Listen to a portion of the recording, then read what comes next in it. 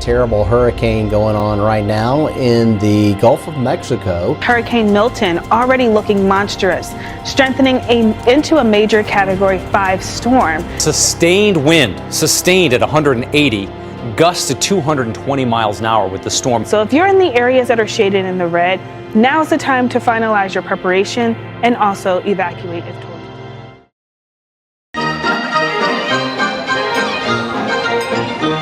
Theme parks are designed to engage our senses.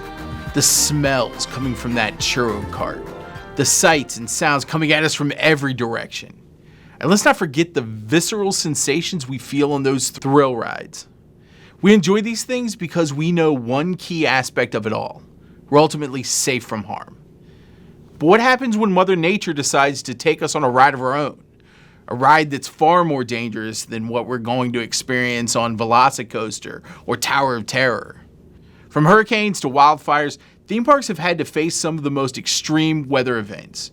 Most were able to bounce back from disaster, but there have been a few that haven't been as lucky.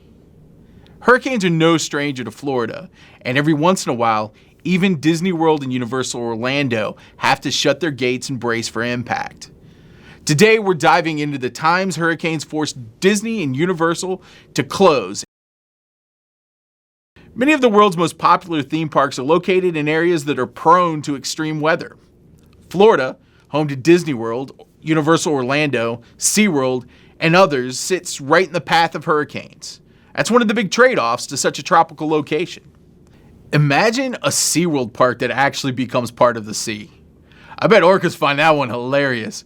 I have no idea if YouTube tracks the metrics on orca viewership, but I bet I get a huge spike here from our killer whale subscribers. Also, YouTube, could you please let me know how many killer whales are subscribed?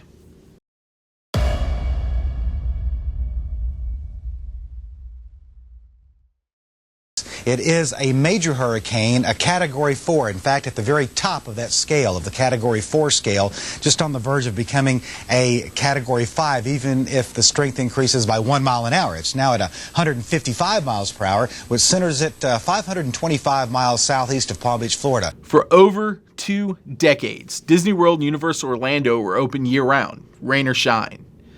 But that all changed in 1999 when Hurricane Floyd threatened Florida's coast. Floyd was a massive Category 4 storm, and for the first time in history, Disney World and Universal Orlando shut down for a day to ensure the safety of their guests and staff. It was one of the strongest hurricanes of that decade, with winds reaching up to 155 miles per hour. Initially expected to hit Central Florida directly, but Disney World and Universal closed their gates early on September 14, 1999. As a precautionary measure. Fortunately, Floyd veered away from the state, sparing both parks from major damage. This event marked a significant moment in both parks' histories as they had never fully closed due to weather before. The closures lasted only a day, but they set a precedent for future storm preparedness.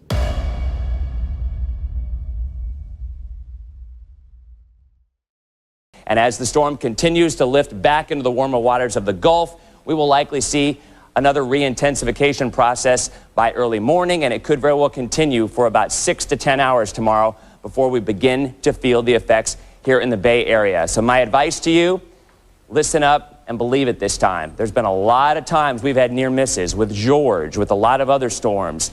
This one is the real deal. And by tomorrow morning, if you haven't evacuated and you are in an evacuation zone, find somebody to buddy up with away from the beach and out of that flood zone, because we could be looking at something we have not seen ever. 2004 was one of the worst hurricane seasons for Florida.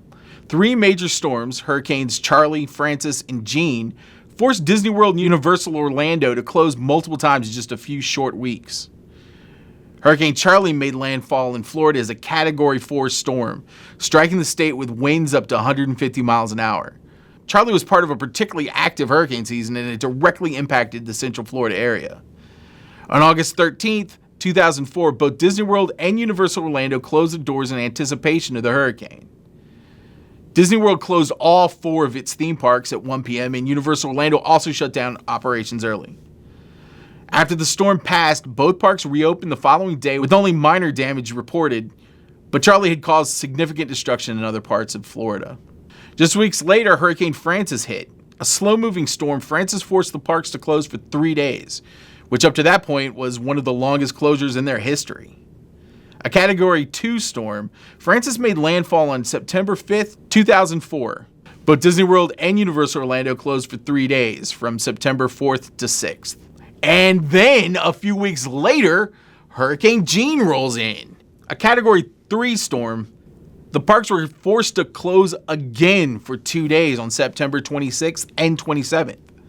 These back-to-back storms caused widespread damage across Florida, and though both parks reopened quickly, the closures reflected the intensity of that hurricane season, not unlike what's happening now in 2024.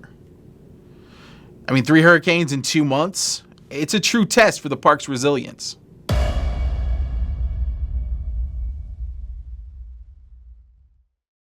Tonight, across Florida, the rush is on. It's packed everywhere. Gas, supplies, patience going quickly as a monster hurricane churns in the Atlantic. We can't take no chances. We got to just, get prepared. The Keys closing schools and preparing to start evacuating tourists tomorrow. All of Florida now under a state of emergency as Irma's path is uncertain. Hurricane Irma, one of the most powerful storms in recorded history, forced both Disney World and Universal to close for 2 full days on September 10th and 11th, 2017. Irma was a Category 5 storm, and it devastated parts of the Caribbean before making landfall in Florida. While it had weakened to a Category 3 by the time it reached Central Florida, the storm still brought intense winds and rain. Disney sustained minimal damage, though some areas experienced downed trees and power outages. Universal Orlando reported similar impacts.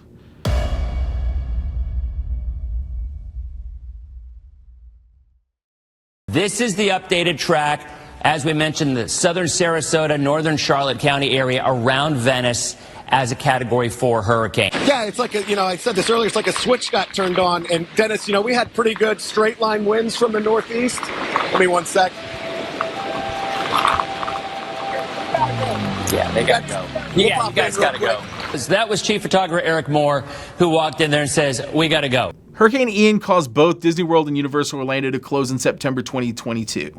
Ian was a Category 4 hurricane when it struck the Gulf Coast of Florida, causing catastrophic flooding and damage in that part of the state. Central Florida experienced heavy rains and winds, prompted both parks to close for 2 days on September 28th and 29th. Ian's impact was widespread across the state, though the theme parks emerged with minimal damage.